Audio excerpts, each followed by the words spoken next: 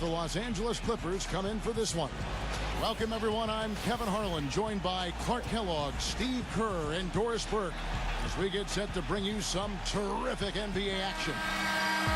Now a chance to check out tonight's starting lineups. And guys, taking a look at Kyrie Irving, what do you think we'll see from him today? Well, his body control is what I notice. I think that jumps off the page when you watch him play. Even with a defender draped all over him, he's able to find a way to get to the rim and get the shot to go in. And there's something else on his resume that can't be overlooked. Just how many times he's taken over at the end of close games and carried his team to the win. And Jarrett Jack fell out with the injury. He will indeed be missed. Well, Kevin, no more uncertainty about the seriousness of his injury.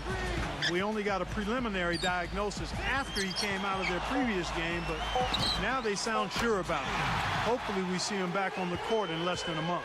And we should. I mean, knowing the history of players who've had similar injuries in the past, obviously every player is different, but you would expect him to be back within a few weeks. Out of bounds, Cleveland takes possession. Last year, Blake's stats were down, but I thought his impact on the floor was about the same. With that said, in order for him to really take the next step, he's got to be able to knock down the perimeter shot with consistency. The kid in the starting lineup for the very first time in the NBA. You know, with this being the first start of his NBA career, the pressure gets ratcheted up a little bit. The team just is hoping that he contributes, but you never know with a rookie. But it isn't like he hasn't had pressure on him already. I mean, he was a first-round pick, and that always comes with a heavy burden. So far, I think he's handled everything that's been thrown at him pretty well. Now here's Dudley. Right now averaging 5 points a game. Paul outside. Kicks it out to Crawford. There's the triple. Good, and Paul gets the assist. Crawford's got his first 3 points of the game. Of course, Blake Griffin played a career low in minutes last season. The team looking to save him for the postseason. And then, ironically enough, he ends up with a badly sprained ankle during that series with Memphis. So things just didn't go quite well for the Clippers or for Griffin in the playoffs. But they had a great regular season, best record in franchise history. And here is Paul after the three-pointer from the kid. Crawford kicks to Jamison. Some nice passing here by Los Angeles. And it's Paul penetrating. Griffin's shot is off. Excellent. Really solid job, actually, by the defense to get in his way as he was going up for that one. Irving dishes to Bynum. Passes it to the kid. And another three for Cleveland. What a performance, Kevin. It seems like every three he shoots is falling for him. He's in the zone. Paul kicks to Dudley. He dishes it to Crawford. Beyond the arc. That's good. Crawford's got his second basket of the night. How about the response? Retaliation. Impressive, huh, guys? I'll say exactly that as well. Nice job to recover those 3 points right away. Boy, you look at the Clippers, and they clearly are one of the most entertaining teams in the NBA. One of the outstanding team shows you'll see. They have fun. They're up and down. But they're a hard-working group, and a lot of that you have to attribute to their leader, Chris Paul. Oh, and it looks like that's going to be a goaltending call. Yep, that's it. So they'll get the basket. He thought he had that one clean, but the ref saw it differently. They'll count the basket. Now you can tell what the crowd thinks about that call. Yeah, they erupted as soon as the whistle blew. Anderson Varejão's checked in for Cleveland. Well, Clark, as you were taking a look at the Clippers, they are a fun team, an amazing product so far with big names all around. But, you know, Steve, they've got to work hand in hand to make sure they're always at their best and not take things for granted. Well, I think it's still a team that's a work in progress. You've got a young front line in Griffin and DeAndre Jordan, great point guard in Paul, but the new additions have helped, and I think it'll be interesting to see if this team can gel during the playoffs. Crawford gets a screen from Jordan. You have got to be kidding me. Clark, talk about taking things into your own hands. Did you get an assist and a field goal for that? I mean, that was ridiculous. And let's get this update now from Doris Burke, who's across the way on the sideline. Kevin, thank you. Mike Brown and I got a chance to talk for a bit. I asked him how he was going to slow down Blake Griffin in this one, and he told me any way we can. He went on to add that he didn't really have any one answer for Blake because he is such a dynamic player, adding, you see the dunks in the highlight reels, but he can hurt you in a lot of other ways as well. Really, we just have to throw everything we can his way. Guys? Thank you, Doris. For the Cleveland Cavaliers, they come in off the loss to the Hawks in Atlanta. Lots of tension. The fans were pretty restless, and so was their bench. Neck and neck excitement, but just not enough to get all the way back. That was an incredible game. The way it went back and forth was just amazing. And I didn't know what to expect at the end, but really an entertaining game. One thing people kind of forget about with Irving is that in addition to all the skills he has at the point guard spot, he's a pretty physical point guard. He's well put together and can muscle it up with about any defender he faces. Clock at 6. Poked away. Paul defended by G from 17 feet out. Some solid defense there from Irving. The Cavaliers leading by 3. There's the pass to G. Here's the kid, guarded by Crawford. On the wing, Irving. All sorts of time. Again, the Cavaliers score. And for Irving, with his size and good athleticism, the potential is there to be a very good defensive player as well. I think that's an area where he himself, Kevin, has acknowledged that he has some work to do. He's been focused so much on his offensive game, but now is the time to take that next step and become a real solid two-way player. And Dudley kicks to Crawford. Rebound by Anderson Varejao. The Los Angeles Clippers come into this one following a loss to the Grizzlies. Yeah, they look totally disjointed, and sometimes you have a night like that. Nothing goes in the basket. It's just pure frustration. Well, you can call it any number of things, Steve. Disjointed, disorganized, discombobulated, dysfunctional. Any of those would fit. Paul outside.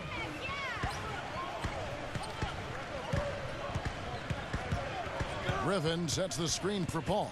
He passes to Griffin. Good, and Paul gets the assist. Paul's got his...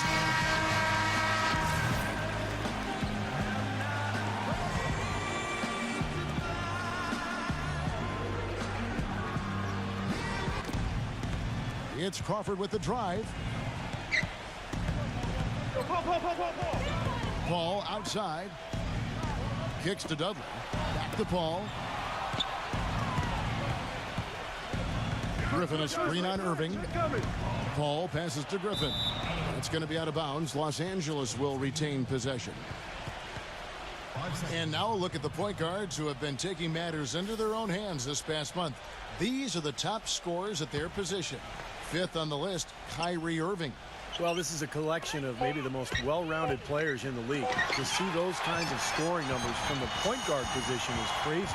Yeah, it's wacko. That's sort of the era we're in right now, though. A point guard who consistently takes things into his own hands is far more common than it used to be. Some people may not like it, but that's the way of the modern NBA. Change is inevitable, and I don't necessarily think it's a bad thing. Thompson and Zeller in the middle. Kyrie Irving is out there with the kid, and it's G in at the 3. That's the 5 for Cleveland right now. Byron Mullins is checked in for DeAndre Jordan. Now here's Paul. 17 points for him last game against the Grizzlies in Memphis. Well, he was aggressive at both ends of the floor. He had 3 steals in that game, remember? Yes, yeah. Paul with the ball, covered by Irving, and they take the lead. Mullins got 14 points for the game. He has really put his foot on the pedal this quarter, doing a tremendous job leading their offense. He feeds it to G. 1 second left, and it would have counted had it fallen, but it's offline. Close game as we wrap up the second quarter. And now, brought to you by Sprint. From the 2K, The Sprint Halftime Report, presented by Sprint. And now the start of the second half. Neither side jumping out ahead through the first 2 quarters. Really an incredible game so far from B.J. Mullins. Got to be important to see, if they can slow him down in the second half here, because so far they have had no answer for him down on the block. Well, you've got to mix up the looks you give him. Bump him out some, fronting, play behind, double teaming. But right now, he looks unstoppable in the paint. Our second half of basketball, and presented by Gatorade. Let's see who's all fueled up and on the floor to start the third. Taking a look at Los Angeles. CP3 and Jamal Crawford make the backcourt. Antoine Jamison out there with Griffin, and it's Dudley in at the small forward. And Doris Burke has a report for us from the sideline. Thanks, guys. The kid in their last game against the Hawks had a difficult game.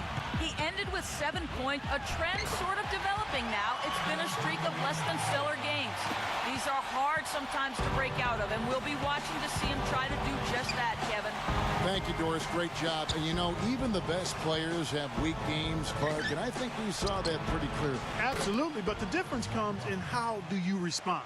Do you get down and stay down and get in a slump, or do you bounce back, pop back like a jack-in-the-box, become even stronger the next time? Well, and I would expect him to do just that, Clark. This is a guy who's very mentally tough. I would think he'll bounce right back and have a good one tonight. That shot becomes effortless for him when the D is so relaxed. They got to get more intense. And we're about a minute and a half here into the second half.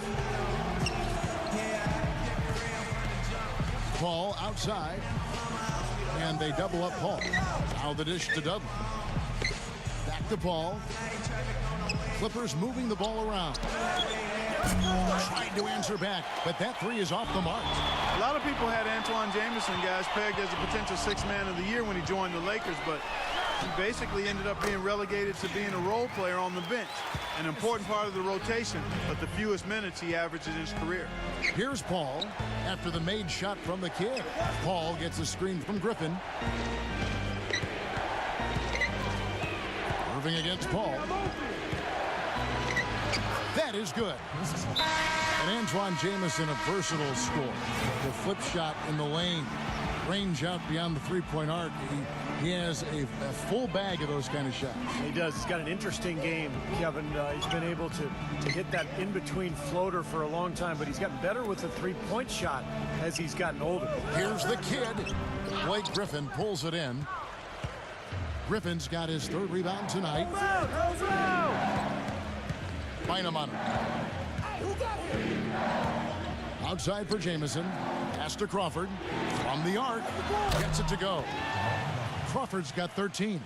Well, the Cleveland Cavaliers were okay offensively last year. It was on defense where they really struggled. They had the second lowest block total in the league, but still were top 5 in fouls. That's a bad combination.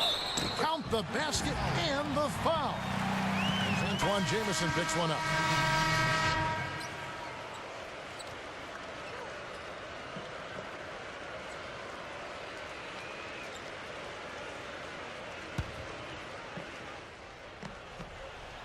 Here's Griffin.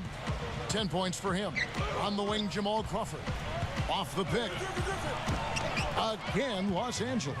And for the Cavs, a young team, plenty of injuries last season. Steve, do you think they'll improve defensively this year? I have no doubt they'll improve, Kevin. That was the main reason to hire Mike Brown, who's really a defensive mastermind, and a guy who will emphasize it every day in practice. And it's a young group, talented young players who are still growing and still learning. So I think they'll get better defensively by a significant margin. And the Clippers making a change here. Jamison's checked in. Crawford dishes to Paul. Feeds to Redick. Shoots. Good, and Paul gets the assist. Paul's got 6 assists in the game. The shot quality is very good here, and they're making most of them this half. Well, the way they're converting on seemingly every shot, I wouldn't be surprised to see their field goal percentage just keep going up. No good from the kid.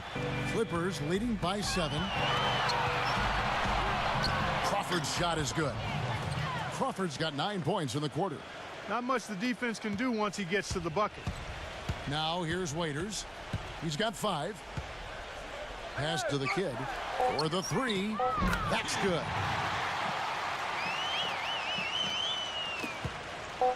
Here's Paul. You know what? Well, it's been an exciting game. Plenty of offense as we head to the fourth quarter. Clippers lead by... Welcome back as we get rolling once more. The fourth quarter right ahead in what's been a very well-contested game. Let's look at the energy stats, how the hustle game has been going for the Clippers. I thought we might see a little defensive adjustment at halftime, but the fast break continues to be effective. They worked hard tonight at crashing the boards as well. They've had a bunch of second chance points. The kid in a two-guard. Thompson and Bynum play together in the middle. Alonzo G is out there with Kyrie Irving. That's the 5 for Cleveland right now. The defense has been a little soft, allowing them some operating room inside here in the second half, and they're taking advantage of it, which is what they should do. Well, I tell you what, the Clippers playing in the West. Back to Irving. Irving double team. Thompson. 6 to shoot. Pass to the kid. Let's loose for 3. It's good. A tremendous 3 to tie it up. And now the crowd really getting into it. Listen to that. It is shaking in here, guys. Absolutely insane. Chris Paul, he's checked in for Los Angeles. Now here's Paul. Picks it out to Crawford. The 10-footer. Money! Kevin, they've still got a foul to give at this point. Yeah, strategy wouldn't be bad to use it here if they need to. And so it's Cleveland with it. Passes to the kid. The feed to G. Here's the kid. Launches it. He's off from 3. Well, that's how you pick up second chance points. Stay active, be energetic, and react as soon as the shot goes up.